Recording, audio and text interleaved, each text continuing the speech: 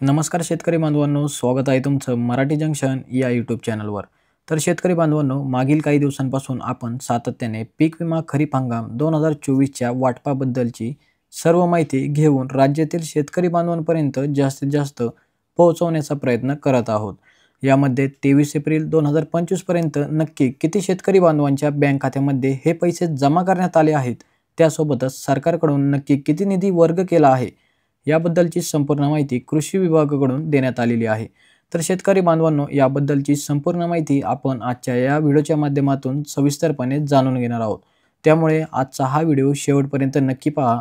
त्यासोबतच काही जिल्ह्यातील शेतकऱ्यांसाठी आनंदाची बातमी सुद्धा आहे, कारण या काही जिल्ह्यातील विम्याचे कॅल्क्युलेशन पूर्ण झाले असून आता निधी देखील मंजूर झालेला आहे। त्यामुळे अग्रिम पीक विमा योजनेअंतर्गत खरीप हंगाम 2024 मध्ये रक्कम देखील वाढून आता 3178 कोटी रुपयांपर्यंत पोहोचली आहे।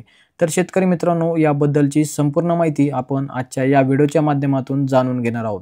त्यापूर्वी तुम्ही जर या चॅनलवर नवीन आला असाल तर आत्ताच या चॅनलला सबस्क्राइब करा, जेणेकरून राज्यातील शेतकऱ्यांच्या हितासाठी सरकार ज्या महत्त्वाच्या योजना राबवत असते त्या सर्व महत्त्वाच्या योजना सर्वात आधी तुमच्यापर्यंत पोहोचणार आहे। त्यामुळे या चॅनलला सबस्क्राइब करायला विसरू नका।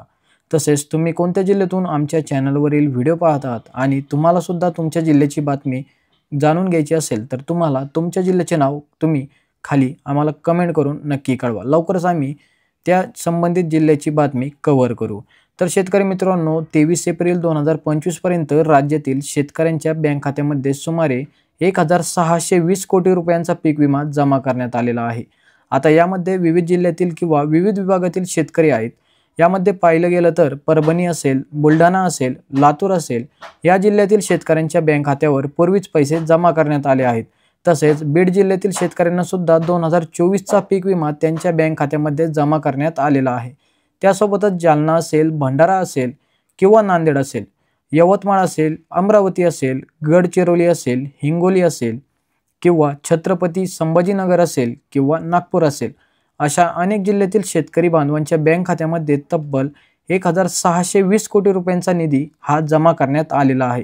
सुरुवातीला आपण पाहिलं की 2555 कोटी रुपयांचा पीक विमा मंजूर करण्यात आला होता आणि काही जिल्ह्यांचे कॅल्क्युलेशन हे बाकी होते। त्यानंतर कॅल्क्युलेशन पूर्ण झाल्यानंतर पीक विम्याच्या निधीत हळूहळू वाढ करण्यात गेली आणि यामध्ये जवळपास हा निधी 3180 कोटी रुपयांपर्यंत पोहोचला गेला।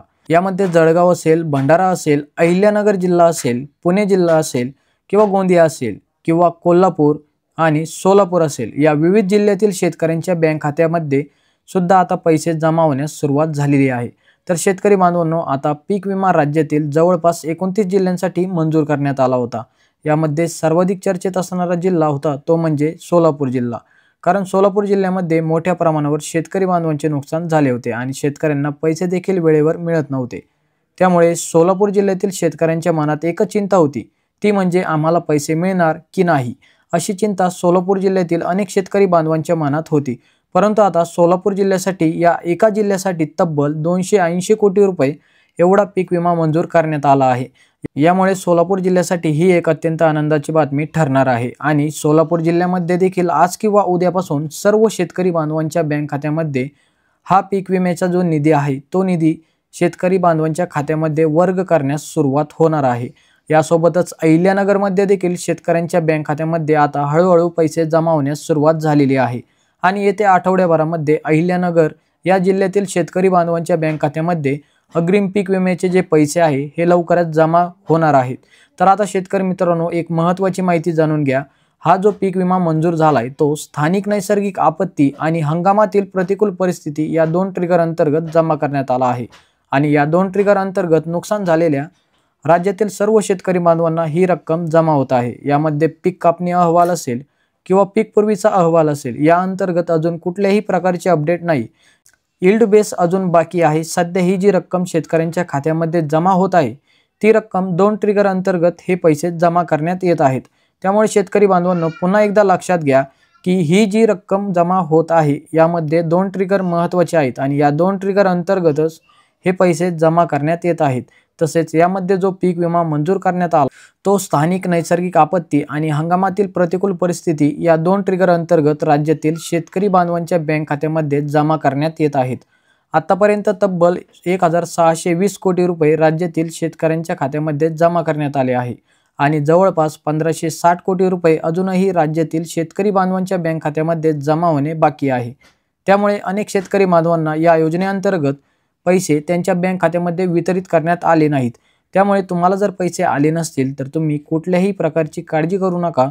लवकरच हे पैसे तुमच्या बँक खात्यामध्ये हळूहळू वितरित करण्यात येणार आहेत। त्यामुळे शेतकरी बांधवांनो कोणतीही काळजी करू नका, हे पैसे 100% तुमच्या बँक खात्यामध्ये वितरित करण्यात येणार आहे। तर शेतकरी बांधवांनो अतिशय महत्त्वाचा हा व्हिडिओ आहे, त्यामुळे या व्हिडिओला आपल्या इतर शेतकरी बांधवांपर्यंत जास्तीत जास्त शेअर करा। तसेच तुम्हाला अग्रिम पीक विमा 2024-25 तुमच्या बँक खात्यामध्ये जमा करण्यात आला आहे किंवा नाही हे आम्हाला कमेंट करून नक्की कळवा। तसेच चॅनलवर जर तुम्ही नवीन आला असाल तर आत्ताच या चॅनलला सबस्क्राइब करून शेजारील बेल आयकॉन नक्की प्रेस करा, जेणेकरून तुम्हाला सरकारच्या सर्व महत्त्वाच्या योजनांची माहिती वेळेवर मिळत राहील। तर चला शेतकरी बांधवांनो, पुन्हा भेटू अशाच नवीन आणि महत्त्वपूर्ण माहितीसोबत। तोपर्यंत जय हिंद, जय महाराष्ट्र।